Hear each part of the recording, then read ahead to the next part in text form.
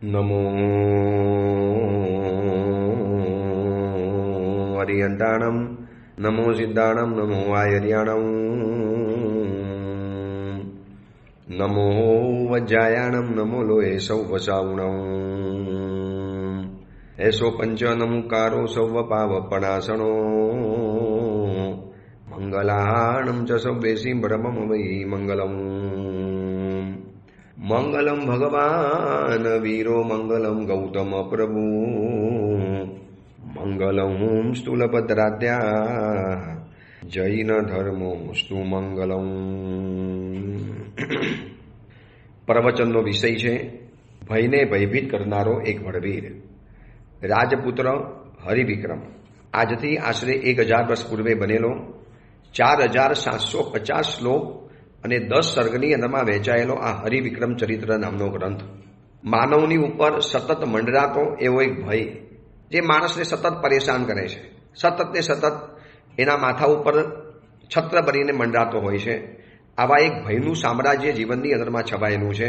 એમાંથી કેવી રીતે મુક્ત થવું, એમાંથી કેવી રીતે બહાર આવવું, એ આ કથા આપણને બહુ વિસ્તારથી સમજાવે છે. અહીંના દરેક પાત્રોના જીવનની અંદરમાં તકલીફ આવી છે, મુશ્કેલી આવી છે, આપત્તિ આવી છે, સંકટ આવ્યું છે, દુઃખની ઘડી આવી છે, અને બધા ઉપર આવે છે. એટલે આવશે એનો ભય, આવે તારે સહન કરીને ભય.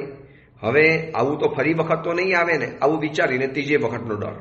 એટલે એક દુઃખને માણસ મૂર્ખામીના કારણે 3 વખત સહન કરે છે. નથી આવતું ત્યારે, આવી ગયું છે ત્યારે, અને ગયા પછી એને યાદ કરીને. તો આ ભયના કારણે ઊભું થતું આ એક તકલીફ, આ એક દુઃખ, એમાંથી કેવી રીતે મુક્ત થઈ શકાય, એ આ કથા આપણને બહુ સરસ રીતે સમજાવે છે. અને કથાની અંદરમાં આપણે ત્યાં સુધી પહોંચ્યા કે હરિવિક્રમે પોતાના કર્તવ્યને પ્રાધાન્ય આપ્યું કે મારે મારા જિંદગીમાં કર્તવ્ય પહેલું, મારી અંગત જિંદગી પછી, મારી અંગત લાઈફ પછી છે. મારા ભુવન સુધી સાથે લગ્ન થાય, એ કન્યા પણ મને ગમે છે, હું પણ એને ગમું છું. આટલી સરસ મજાની સુંદર ભાગ્યવાન કન્યા સાથે લગ્ન કરવા માટે મળે એ પણ સારું છે, પણ હમણાં નહીં. હમણાં તો મને પિતાજીએ જે કર્તવ્ય સોંપ્યું છે એને મારે પહેલાં આપવાનું. હવે આ કથા જો આજના યુવકને સમજાવી હોય ને સંભળાવી હોય તો એમ કહી શકાય કે જે દીકરા દીકરીને માતા પિતાએ ભણવા માટે વિદેશની અંદરમાં મોકલ્યા હોય, લાખો અને કરોડો રૂપિયાના દેવા કરી એવા કેટલાય માતા પિતા છે, સામાન્ય સ્થિતિના છે, પરંતુ એક સપનું પૂરું કરવા માટે, ચલો આપણા ઘરમાં દીકરો કે દીકરી હોશિયાર છે, ભણવાની અંદરમાં બુદ્ધિમાન છે, એને વિદેશમાં મોકલીએ સારી જગ્યામાં તો ભણીને તૈયાર થઈને આવે. હવે દીકરા દીકરીને માત્ર ને માત્ર ભણવાના ઉદ્દેશે જ્યારે મોકલ્યા હોય, બહારગામ હિન્દુસ્તાનમાં પણ અલગ રાજ્યમાં મોકલે છે ભણવા માટે, એવી રીતે વિદેશમાં પણ મોકલે. જ્યાં જે ભણવા માટે ગયો છે, આ ઘરમાંથી શું ઉદ્દેશ હતો કે ભણવા માટે જઈએ છીએ. માતા પિતાને પણ પૂછે કે તમારો દીકરો ક્યાં છે? ભાઈ એ તો ભણવા માટે ગયો છે વિદેશની અંદરમાં, અથવા તો ફલાણા રાજ્યમાં કે ફલાણા ગામની અંદરમાં. હવે એ દીકરાને એટલી જવાબદારી સમજવાની છે કે ભણવા માટે જ આવ્યો છું, ભણવાનું નામ દઈને આવ્યો છું, માતા પિતાએ મને આના માટે જ મોકલ્યો છે, તો અહીંયા ભણવા સિવાયનું બીજી કોઈ ઇતર પ્રવૃત્તિ મારાથી ન કરાય. કોઈની પાર્ટીઓમાં જવાનું, કોઈના ડાન્સમાં જવાનું, કોઈની બર્થડે પાર્ટીઓમાં જવાનું, કોઈની સાથે લંચ લેવા જવાનું, કોઈ બોયફ્રેન્ડ કે ગર્લફ્રેન્ડના ચક્કરોની અંદરમાં પડવાનું, અથવા તો મોજ મજાની અંદરમાં જવાનું, એ ન કરાય. કેમ ન કરાય? ઉદ્દેશ એ છે કે મારો એમ છે, મારો ટાર્ગેટ અને ગોલ એ લઈને આવ્યો છું કે ભણવા માટે આવ્યો છું તો મારે ભણી લેવાનું. પછી માતા પિતાનો વિશ્વાસનો ઘાત થઈ શકે. જેમ આ હરિવિક્રમ કહે છે, આવો હરિવિક્રમ જેવો યુવક કે જેને જોયા પછી આવી ભુવન સુંદરી જેવી પણ જેની ઉપર મોહાઈ જાય, એવો એજ્યુકેટેડ, વેલ સેટેડ, વેલ રીચ અને આટલો સુંદર દેખાવવાળો દીકરો જ્યારે એમ કહેતો હોય કે હમણાં હું લગ્ન નહીં કરી શકું, મારા પિતાજીની સંમતિ એના માટે નથી, હું જે કાર્ય માટે આવ્યો છું એ કાર્ય પહેલું કરીશ. બસ આટલી વાત જો જીવનમાં શીખી લેવામાં આવે.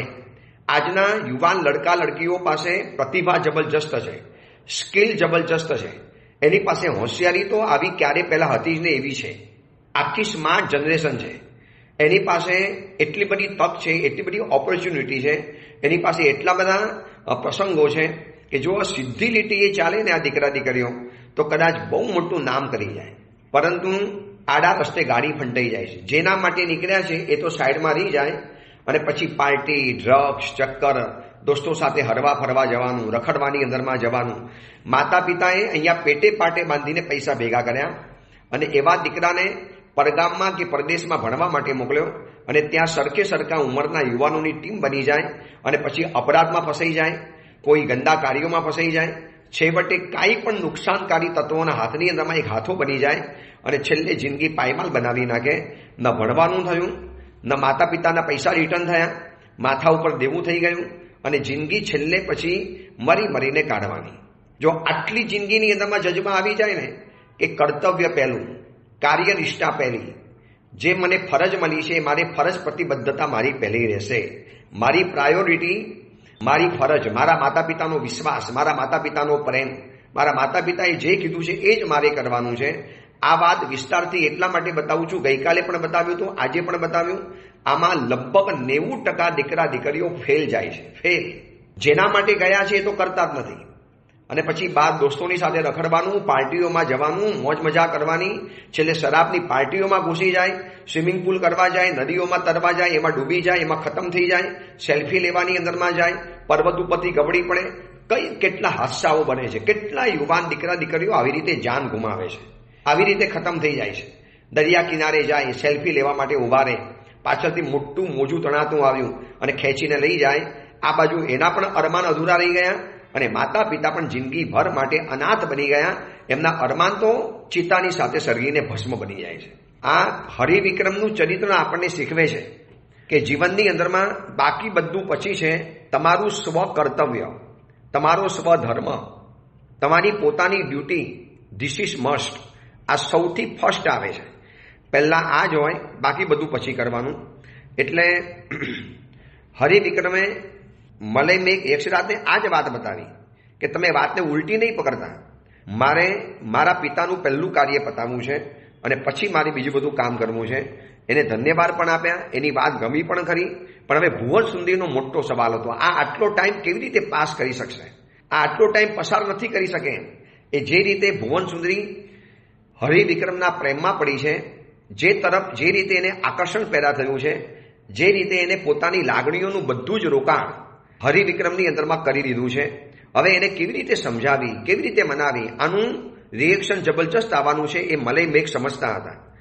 પરંતુ કુંવરનો નિર્ણય પાક્કો હતો અને નિર્ણય સાચો પણ હતો. એ પણ સમજતા હતા કે આ જગ્યાએ હું હોઉં તો મારે પણ આ જ નિર્ણય કરાય. પછી શું થાય, દુનિયા શું કે, જો પિતાનું કાર્ય કરવા નીકળ્યા હતા અને આવું અંગત કાર્ય આવ્યું, લગ્ન જેવી વાત આવી એટલે રાજકાજ ભૂલી ગયા. તો પોતાના મનોરંજન મોટા, પોતાના રંગરાગ મોટા, પોતાની અંગત જિંદગી મોટી કે સામાજિક જિંદગી મોટી છે. આવું પણ લોકો કહી શકે. આવતીકાલે ચરિત્ર લખાય તો એક કલંક પણ લાગી જાય. હરિવિક્રમ કહે છે કે કોઈ પણ બાત નહીં, એ મારી અંગત જિંદગી છે, અંગતમાં રાખો. બહારની મારી ડ્યુટી છે, યુવરાજ છું, પિતા તરફથી આવ્યો છું, યુદ્ધ લડવા માટે આવ્યો છું, શત્રુને વશ કરવા માટે આવ્યો છું, તો મારી જવાબદારી છે કે મારે આ બધું પહેલાં કરી લેવાનું. કેટલી અદ્ભુત વાત! બસ આટલી જ બાબત છે. આજના યુવા યુવતીઓ આવા જજબાવાળા બને, આવા કર્તવ્ય પરાયણ બને, આવા કર્તવ્ય નિષ્ઠ બને, પછી જો એની શક્તિની અંદરમાં 4 ચાંદ લાગી જાય.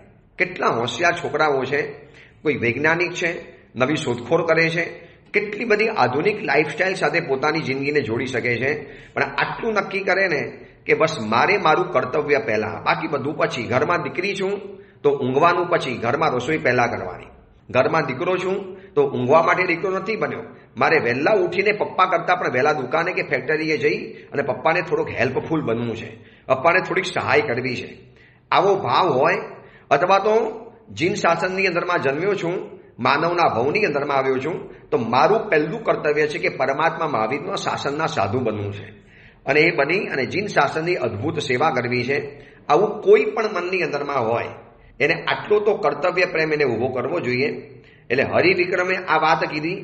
પછી હરિવિક્રમ કહે છે કે યક્ષરાજજી એક કામ કરો, આપ જીન મંદિરમાંથી બહાર આવો અને મારે આપને એક વાત કહેવી છે, મારે આપને એકાંતમાં મળવું છે.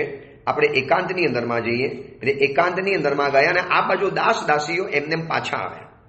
એટલે ભુવન સુંદરીએ જોયું કે એકલા પાછા આવ્યા, પિતાજી પણ નથી. ચોક્કસ મારા માટે હરિવિક્રમે ના પાડી દીધી. હરિવિક્રમ મને ચાહતો નથી, હરિવિક્રમને હું પસંદ નથી, હરિવિક્રમ મને જિંદગીમાં ક્યારેય સ્વીકારશે નહીં.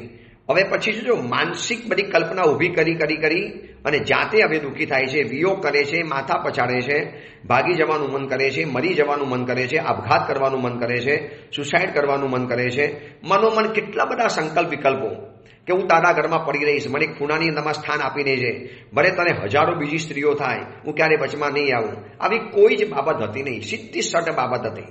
પણ ઘણી વાર શું થાય છે, લાગણી ઉપર બુદ્ધિનો જ્યારે કાબુ ન હોય ત્યારે લાગણી બે લગામ બની અને માણસને ઉલટાનું નીચે પછાડી નાખે છે.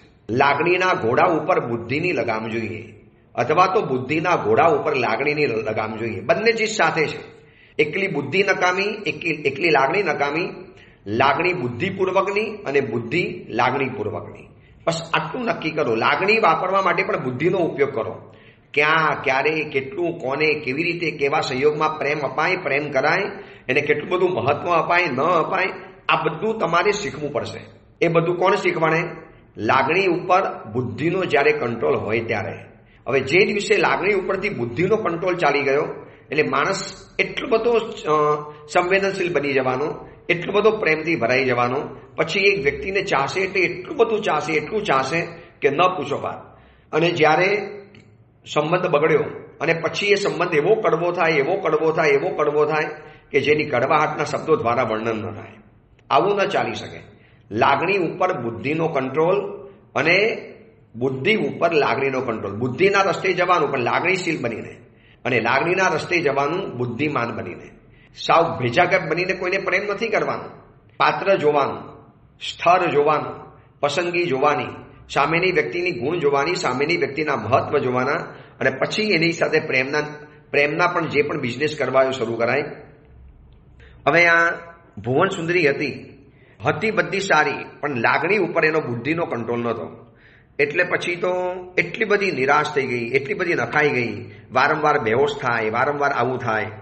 એટલે જીન મંદિરમાંથી બહાર નીકળીને ભુવન સુંદરી સીધી બહાર આવી ગઈ, સીધી પોતાના ઘરની અંદરમાં ગઈ, સૈયા ઉપર જઈને સૂઈ ગઈ. કોઈની સાથે વાતચીત ન કરે, કોઈની સાથે બોલે નહીં, કોઈની સાથે કંઈ વાતચીત ન કરે. એટલે આ સમાચાર કોઈએ આપ્યા ચંદ્રશ્રીને કે તમારી દીકરી અત્યારે બહુ કપરી હાલતની અંદરમાં છે. એટલે ચંદ્રશ્રી આશ્રમમાંથી વળી પાછા મલય કેતુના ઘરની અંદરમાં આવી. મલય અક્ષરાજના ઘરની અંદરમાં ત્યાં દીકરીને ઊંધી સૂતેલી જોઈ, હિપકા ભરીને રડતી જોઈ, કંઈ ને કંઈ અનાપ શનાપ બોલતી જોઈ, કંઈ ને કંઈ મનની અંદરમાં બીજા વિકલ્પો કરતી જોઈ. એટલે માતા ચંદ્રશ્રીએ થોડા કઠોર બનીને કીધું કે બેટા આ શું માંડ્યું છે? આટલા બધા ઢીલા પડી જવાનું? આટલા બધા કોઈના પ્રેમની અંદરમાં તમારે સાવ કમજોર બની જવાનું? બેટા પ્રેમ તો માણસને પાવરફુલ બનાવે. પ્રેમ માણસની શક્તિ છે, પ્રેમ સહન શક્તિ છે. પ્રેમ આવા કમજોર નથી બનાવતા. અને સાચી વ્યક્તિને પ્રેમ કરો છો તો એ વ્યક્તિને પણ થોડીક સ્પેસ આપવી પડે, એને પણ થોડોક સમય આપવો પડે. તમારા ધારેલા સમયની અંદરમાં કાર્ય નથી થતું. બેટા આ બધું શું માંડ્યું છે? તું સમજદાર છે, આટલી બધી વિવેકી છે, આટલી વિનયી છે, અને આટલી વાત નથી માનતી. તું ચતુર છે, બધી બાબતને વિચારી શકનારી છે, અને આટલું બધું તું ઘેલછા ઊભી કરીને તારા કારણે કેટલા લોકો દુઃખી થાય. તારી દાસીઓ જો, તારી હાલત જો, તારા કારણે અમારું જો. અને આ બાજુ મલય મેઘ યક્ષરાજ પણ નથી, બંને જણા કંઈક સાથે ગયા છે. હવે આ સાંભળ્યા પછી ભુવન સુધીને ઓર એ ચિંતા થઈ કે કદાચ હરિવિક્રમ મલય મેઘને કંઈક કરી બેસશે તો, એને ઉપાડીને અહીંયા લઈ આવ્યા છે તો ઝઘડો કરશે તો, એ સાથે યુદ્ધ કરશે તો, કે મારામારી થશે તો. ચંદ્રશ્રી કે જે કશું જ નથી થવાનું. હરિવિક્રમ પણ વિવેકી છે, તો તારા પિતા મલય મેઘ પણ બહુ સમજદાર છે. ખાલી તું તારી ચિંતાને છોડી અને પરમાત્મા ચંદ્રપ સ્વામીની આરાધનામાં લાગી જા. નવકાર મંત્રનું ધ્યાન કરવાનું શરૂ કરીને એનાથી જીવનના બધા જ અંતરાયો દૂર થઈ જશે. જોજો આ ધર્મિષ્ઠ માતા પોતાની દીકરીને કેવા સંસ્કારો આપે છે અને કેવું સમજણ આપે છે. હવે આજની ધર્મના પામેલી માં હોય અને આવું જ કંઈક બન્યું હોય, પતિએ છોડી દીધી હોય અથવા તો બોયફ્રેન્ડને દગો આપી દીધો હોય, હવે માં શું શીખવાડે છે? આપણે કોર્ટમાં જઈશું, આપણે એને બરોબર સબક શીખવાડીશું, આપણે એને બરોબર સમાજની અંદરમાં ખુલ્લો કરીશું, આપણે એને બરોબર સજા અપાવડાવીશું. ના કેમ કરે? આવું કરતો હશે તારી સાથે?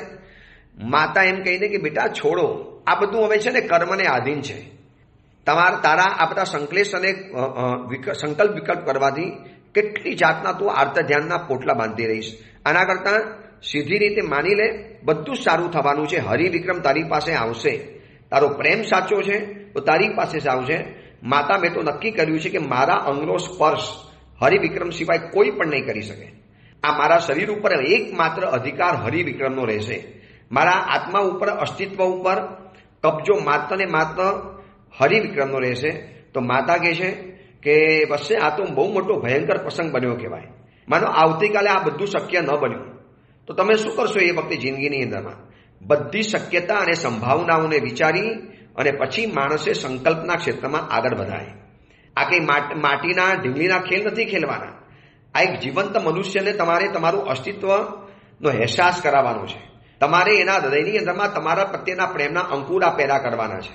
તમારે કેટલા સહનશીલ, કેટલા વિનયી, કેટલા વિવેકી, કેટલા ઠાવકા અને કેટલા ઔચિત્યસભર તમારે બનવું પડશે. તો જ તમે કોકના હૃદયની અંદરમાં સ્થાન પ્રાપ્ત કરી શકશો. આ બધી વાતો સમજતી હતી મલય સુંદરી અને ભુવન સુંદરી. પણ ભુવન સુંદરી અત્યારે બધી એની સમજણ બાષ્પીભવન થઈ ગઈ છે.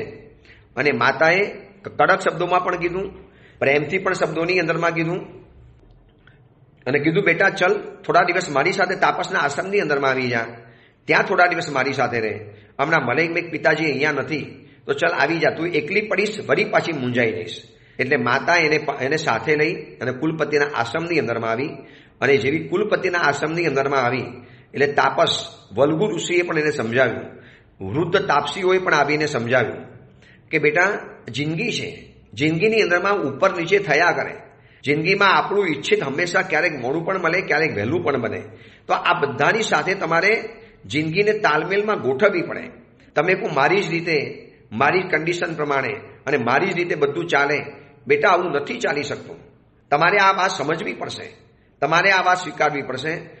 માતાએ, વલ્ગુ ઋષિએ, આશ્રમની અંદરમાં રહેલા સંન્યાસીઓએ, આશ્રમની અંદરમાં રહેલે વૃદ્ધ સંન્યાસીઓએ આ બધાએ બધું જ સમજાવ્યું કે આવું જ થવાનું છે.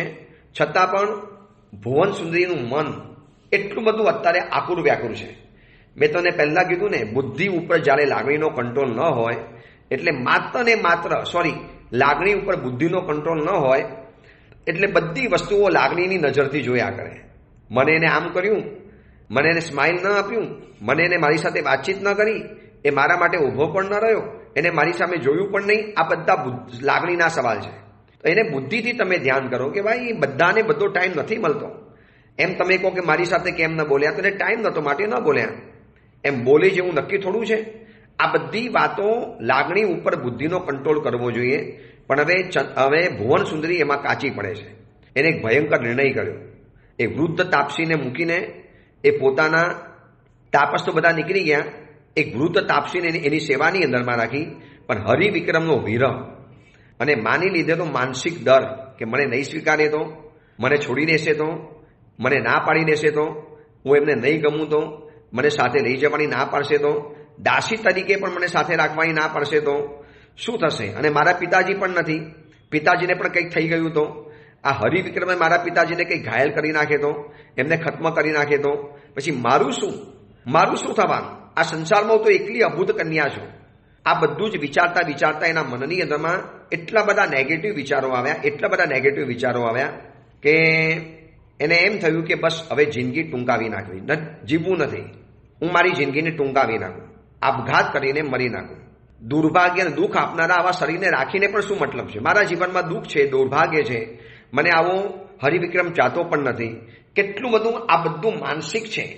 અને આજની 90% જે જીવનની સમસ્યા છે ને એના મૂળ જોડાયા છે 70% 80% માનસિક રોગમાંથી બધા પ્રોબ્લેમ ઊભા થાય છે. મન પ્રસન્ન ન હોય એટલે પછી અંતકરણ પ્રસન્ન ન હોય, એના કારણે હૃદય પ્રસન્ન ન હોય, એના કારણે જીવન પ્રસન્ન ન હોય, પછી એ જિંદગીમાં કોઈ આનંદ ન મળે, પરાણે દિવસો કાઢે. બહુ નાની ઉંમરમાં મેં તમને પહેલા કીધેલું પ્રવચનની અંદરમાં કે 10 વર્ષથી લગાવી અને 17 વર્ષના 70% બાળકો આવા ડિપ્રેશનથી પીડાય છે. આવા જ કોઈને કોઈ પ્રસંગો, એમાં મને મહત્વ ન મળ્યું, મારી સામે ન જોવાયું, મારા ફોટા ન પડ્યા, ઓલાને વધારે બોલાવ્યો, મને યાદ ન કર્યો, મારી સાથે આમ થયું. બસ આ બધી માનસિક જે મનઘડંત કલ્પનાઓ છે એ કલ્પનાઓ માણસને ખતમ કરી નાખે છે. કલ્પનાઓ માણસને દુઃખી કરી નાખે. અને અત્યારે જે ભુવન સુંદરી દુઃખી છે ને એ એના પોતાના કારણે દુઃખી છે. એક સાયકોલોજીકલ પ્રમાણે કહેવાય તો એક જાતનો ફોબિયા એના મગજમાં ઘૂસી ગયેલો હતો. મારું કોણ? પછી આ મને પણ ના પાડી દેશે તો. પછી માતાજી તો ગઈ છે આશ્રમની અંદરમાં સંન્યાસી બનવા માટે. મારું શું, મારે શું કરવાનું, મારે તો કે રિક્ષા લેવાની ઈચ્છા નથી થતી, પછી મારો સંસાર કોણ, આ બધી કાલ્પનિક ભાઈ એટલા બધા સતાવે, એટલા સતાવ્યા, તરત જ ઊભી થઈ ગઈ કે જીવતી રહું તો આ બધું જોવા માટે આવે ને. પ્રિયાનો વિરહ કે પ્રિયા આપણને ના પાડીને આ બધું તો જ આવે ને. આના કરતાં એક કામ કરું, જિંદગી ટૂંકાવી નાખું, જિંદગીને ખતમ કરી નાખું.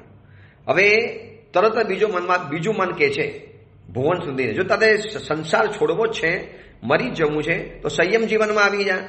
સંયમ જીવનમાં પણ તને કષ્ટો તો પડશે, તકલીફો તો પડવાની. આમે તું તકલીફ સહન કરવા નીકળી છે, તું ફાંસો ખાવાની તકલીફ સહન કરવા તૈયાર છે, તો અહીંયા થોડીક સહન કરી લે. ગુરુભાઈનું, ગુરુ બહેનનું, વાતાવરણનું, પરિસ્થિતિનું, શ્રી સંઘનું, સંઘના ટ્રસ્ટીઓનું, બીજું જે પણ કાંઈ એવું મળે સહન કરી લેવાનું. તું પોતે જ્યારે એમ કહે છે કે સંયમ જીવન લેવાની તાકાત નથી, વરના તો સંયમ જીવન લઈ લીધું હોત. આ ભુવન સુધરી પોતે જાતે વિચાર કરે છે કે પરમાત્માએ બતાવેલો આ રસ્તો હતો સંયમ જીવનનો, પણ મેં ન લીધું, માટે આ બધી વાતો ઊભી થઈ. હવે શું કરું, ક્યાં જવું, મને મલય વિક્રમ વિના એક સેકન્ડ પણ નહીં ગમે.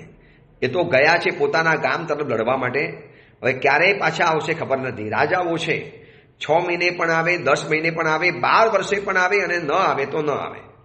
આવા કેટલાય કિસ્સાઓ શાસ્ત્રના પાના ઉપર આલેખાયેલા છે. હવે આ બાજુ ભુવન સુધી મનની અંદરમાં ત્રસ્ત છે, ભુવન સુધી મનની અંદરમાં ઘણી શોકાતુર છે, વ્યગ્ર છે. નક્કી એને કરી દીધું કે મારે ફાંસો ખાઈ લેવાનું, મરી જવાનું. આ જિંદગી જીવીને કોઈ મતલબ નથી. હું મારા પ્રિય વ્યક્તિના વિરહને તો ક્યારેય પણ સહન નહીં કરું. એટલે પછી વિચારે છે કે સંયમ જીવન લઈ જવું, પણ સંયમ જીવન લેવાની પણ તાકાત નથી. જો આપઘાત કરવો છે તો સંયમ જીવન લઈ લઉં, આવું એનું મન કહે છે. તો પછી દીક્ષા લઈ લે ને. તો કે દીક્ષા હું નહીં પાડી શકું. મારી કુમાલ અવસ્થા, જે રીતે મારો ઉછેર થયો છે એ રીતે કદાચ સંયમ જીવનમાં તો નહીં આવી શકું, તાકાત નથી સંયમ જીવન જીવવાની. તો એના કરતાં એક કામ કરું, પર્વત ઉપરથી કૂદી પડું અને મારું મોત નક્કી થઈ જાય, મરી જાઉં. તો કે એ પણ મોત સહેલું તો નથી, પર્વત ઉપરથી નીચે ગબડવાનું અને આટલી બધી ભયંકર તકલીફ સહન કરવાની. પોસિબલ છે કે છોકરો બચી પણ જાય કે મરી પણ જાય, એટલે એ ઓપ્શન નથી. પછી બીજો ઓપ્શન વિચારે કે બીજા ત્રીજા મહાત્માઓને લઈએ, કરીએ, વાત કરીએ, પણ હવે એ બધું પણ શક્ય નથી. મારાથી સંયમ જીવન તો નહીં લેવાય, અને સાવક જીવનની અંદરમાં હું રહી નથી શકતી હરિવિક્રમ વગર. એના વગરની જિંદગીની મને કલ્પના નથી થતી. હવે એ તો ક્યારે પાછા આવશે ખબર નથી. આ તો રાજપુત્રો છે, યુદ્ધની અંદરમાં જાય તો વીર ગતિ પામી પણ જાય. હવે કોઈ કહેતા કોઈ ખબર નથી, કોઈ સેવકભાઈ પણ નથી આવ્યા કે મેં આ દિશાની અંદરમાં ફલાણા ભાઈને જોયેલા, આવું પણ કશું કહેવા નથી આવ્યા. આના કરતાં દીક્ષા પણ નથી લઈ શકતી, સંસારમાં રહી પણ નથી શકતી. હવે મારા માટે એક જ રસ્તો છે, છેલ્લે મારે અનશન કરી અને આયુષ્યને ટૂંકાવી દેવા. છેલ્લે એને ફાઇનલ કરી દીધું કે બસ હવે સુસાઇડ કરવું જ છે. આ વર્તમાન વિશ્વની અંદરમાં એમ કહેવાય છે કે દર 40 સેકન્ડે એક સુસાઇડનો કિસ્સો બને છે. દર 40 સેકન્ડે સમગ્ર વિશ્વની અંદરમાં લાખો માણસો સુસાઇડ દ્વારા પોતાની જિંદગીને ટૂંકાવી દીધી છે, એકમાત્ર આવા અંદરના કાલ્પનિક દુઃખોના કારણે. મારું નહીં ચાલે તો, મારું નહીં સાંભળે તો, મને આમ થશે તો, મને આમ થશે તો, આ બધાની અંદરમાં ઉલજી અને જિંદગીને એને ખતમ કરી નાખે છે. એટલે દીક્ષા તો લઈ શકાય એમ નથી. ચલો ઘોર તપસ્યા કરવા જાઉં એ પણ શક્યતા નથી. સહેલો રસ્તો છે કે સમણી જિંદગીની અંદરમાં જિંદગી જીવી લઉં અને સાધ્વીજી ભગવાન બની જાઉં. અને આ બાજુ સાધ્વીજી બનવાની પણ તાકાત નથી. ફરી પાછું એક મન ના પડે, તારું કામ નથી સંયમ જીવનની અંદરમાં, સંસારમાં રહેવાતું નથી, સાધ્વીજી બનાતું નથી. હવે શું કરવાનું, હવે કેવી રીતે આગળ વધાશે? ત્યાં વળી પાછી ભુવન સુંદરી વિચારે છે કે જંગલની અંદરમાં એક જગ્યા છે મરવાની, ત્યાં હું પહોંચી જાઉં. એટલે જંગલમાં એ જગ્યા ઉપર પહોંચી કે જ્યાં સૌથી પહેલો હરિવિક્રમનો પરિચય થયેલો, જિંદગીમાં પહેલી વખત જ્યાં મળેલી, એ દરિયા કિનારાથી દૂર દરિયાની ખારી હવા આવતી હતી, એકદમ ખારી હવા. અને એવા જગ્યાની અંદર પહોંચી ગઈ. એટલા માટે પહોંચી કે અહીંયા હાથી આવે છે, અવર જવર કરે છે. મને હરિવિક્રમે આ જગ્યા ઉપર હાથીથી બચાવેલી હતી. કદાચ આજે ફરી વખત હાથી આવી જાય અને હાથી મને ખતમ કરી નાખે, બસ એવું ચાહું છું. હવે મારા નસીબમાં કોઈ જ નથી, મારા જીવનમાં કોઈ પ્રિયતમ નથી, મારા જીવનની અંદર મારું કશું ચાલવાનું પણ નથી. આમ નિશ્ચય કરી જલ્દીથી સુંદરી એ જગ્યા ઉપર ગઈ કે જે જગ્યા ઉપર હાથીના સંકટથી હરિવિક્રમે જેનું રક્ષણ કરેલું, અને ત્યાં જઈને ઊભી રહે છે, રાહ જોવે છે હમણાં હાથીઓ આવે મને પકડે, મને ખતમ કરી નાખે, અથવા તો એ જાતિ પાછો આવે, મને ઓળખી જાય અને મને ઓર વધારે ખતમ કરી નાખે. મારે જીવવું જ નથી. આટલી સમજદાર દીકરી, આટલી સમજદાર કન્યા એ પણ પોતાના જીવનમાં લાગણી ઉપરનો કંટ્રોલ ગુમાવી બેઠી છે. એ પણ પોતાના જીવનની અંદરમાં લાગણીથી એટલી બધી ભરેલી છે કે સંયમ સ્વીકારાતું નથી. સંયમ સ્વીકારવું એવું સત્વ નથી અને સંસારમાં રહી નથી શકાતું. તો હવે પરમાત્માનું શરણું સ્વીકારી અને અનશનના માર્ગે જવું છે. હવે આટલો મોટો કપરો નિર્ણય અને હાથીના જગ્યામાં પહોંચી પણ ગઈ. કેટલી રાહ જોઈ, કેટલી રાહ જોઈ, એક પણ હાથી ફરક્યો નહીં. જ્યારે જીવવું હતું ત્યારે હાથી મારવા માટે આવ્યો અને હવે જ્યારે મરવું છે ત્યારે હાથી મારવા માટે નથી આવતો. કેટલી જીવનની કોન્ટ્રાવર્સી દેખાય છે. એટલે ઘણો વખત ઊભા રહ્યા પછી પણ જ્યારે એક પણ હાથી ન આવ્યો ત્યારે ભુવન સુંદરી વિચારે છે કે હવે મારું એટલું કમનસીબ છે કે હાથી પણ હવે મને મારવા તૈયાર નથી. હાથીઓએ પણ મને છોડી દીધી. હાથીને પણ મારી કોઈ કિંમત નથી. જો જ્યારે આત્મવિશ્વાસ ગુમાવે છે વ્યક્તિ, જ્યારે પોતાની સાથે ઝેરી શબ્દોથી વાતચીત કરે છે ત્યારે પછી છેલ્લે માણસ આવો હતાશ બની જાય અને હવે જાતે વિચારે છે કે જો આ જંગલમાં તો મોત નહીં આવે, ચલો આગળ આગળ ગાઢ જંગલમાં જઉં, કોઈ પણ સિંહ વાઘ તૂટી પડશે મારી ઉપર, એ લોકોને ભોજન મળી જશે મારા શરીરથી. એટલે એમ વિચારી અને ભુવન સુંદરી આગળ ને આગળ ચાલે છે. હાથીએ સંકટમાં નાખી હતી એ જગ્યાને ક્રોસ કરી અને આગળ નીકળે છે અને આગળ નીકળતા નીકળતા કહે છે જમીનને કે હે પાપીણી, આ જગ્યા ઉપર હું આવી છું તો મને મારી નાખો ને. મારે મરવું છે આજે. જ્યારે નહોતું મરવું ત્યારે મારવાની કોશિશ કરે, આજે મરવું છે તો મને મારતા પણ નથી. એટલે મૃત્યુને પ્રાપ્ત કરવું છે કોઈ પણ હિસાબ, બસ એને મરવું છે, મૃત્યુ પ્રાપ્ત કરવું છે. હવે જીવીને કોઈ મતલબ જ નથી. જાતે ને જાતે જ આ બધું વિચારવાનું છે. આ પ્રવચન સાંભળનારાને પણ કહું છું કે આવા કાલ્પનિક કેટલાક ભયો જીવનમાંથી દૂર કરી નાખો.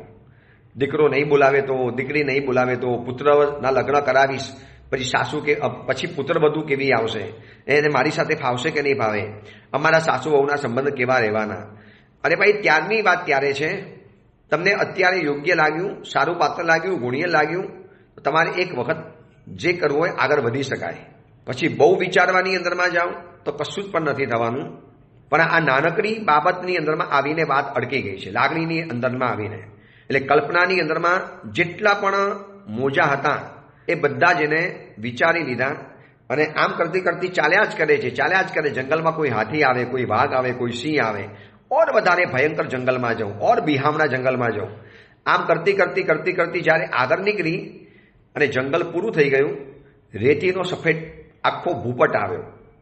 આખો પાડ રેતીથી જ ભરેલો હતો. કોઈએ કીધું કે આ રેતીની જગ્યા છે એટલે કે સમંદર છે અને સામે એને સમંદર પણ દેખાઈ ગયો અને ત્યાં એને મનની અંદરમાં વિચાર્યું કે સમંદર દેખાયો છે ને, બસ હવે આ સમંદરની અંદરમાં કૂદી પડી અને આપઘાત કરી નાખો. આ સમંદરની અંદરમાં કૂદી પડું, બસ હવે મારા માટે આ જ રસ્તો છે. દેહત્યાગ કરવો છે. એ દેહત્યાગ સિવાયનો બીજો કોઈ જ રસ્તો નથી. મારે હવે આ જ રસ્તે અપનાવવો પડશે. અને હજી પણ એને કોણ સમજાવે કે મરવાથી જીવનના કાર્ય ક્યારે સુધરવાના નથી. આ જેટલા પણ સુસાઇડ કરે છે, આપણે આ ઓડિયો પ્રવચન સાંભળનારો જેટલો પણ વર્ગ છે એટલું તો જીવનમાં નક્કી કરી લો કે સુસાઇડ કરવાનો વિચાર નથી કરવો. આ એક સામાજિક અપરાધ છે. ધાર્મિક તો અપરાધ છે, પારિવારિક અપરાધ છે, પણ સામાજિક અપરાધ છે. તમને સમાજે જન્મ આપ્યો છે, તમે જાતે જન્મ નથી લઈ શકતા, તમે જાતે તમારી જિંદગી પાછી લઈ નથી શકતા. તમારે પૂરેપૂરી આયુષ્ય પ્રમાણે જિંદગી જીવવી જ પડે. પણ હવે આ વાત એને કોણ સમજાવે, કોણ એને મનાવે? અને હવે દરિયા કિનારો જોયો, દરિયાની અંદરમાં કૂદી પડવા માટેનું સાહસ એટલું કરે છે કે દરિયામાં કાયમ માટે સમાઈ જવું.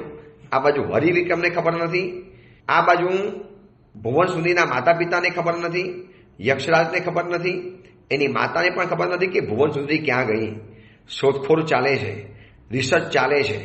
અને આ કથા આપણે ત્યાં સુધી અટકાવી છે કે કથાની અંદરમાં આવ્યું કે ભુવન સુંદરી સુસાઇડ કરવા માટે તૈયાર થાય છે, આપઘાત કરવા તૈયાર થાય છે, સમંદરની અંદરમાં ઝંપલાવવા તૈયાર થાય છે. પણ શું એવી ઘટના બને છે, કેટલો મોટો જિંદગીનો યુટર્ન આવે છે ને કેટલી મોટી જીવનની એક કરુણ ઘટના બને છે, એની વાત આપણે આવતીકાલે કરીશું. એ જ મંગલ કામના, મંગલ ભાવના. જીનાગના વિરુદ્ધ કાંઈ પણ બોલાયું હોય તો મિચ્છામી દુક્કડમ.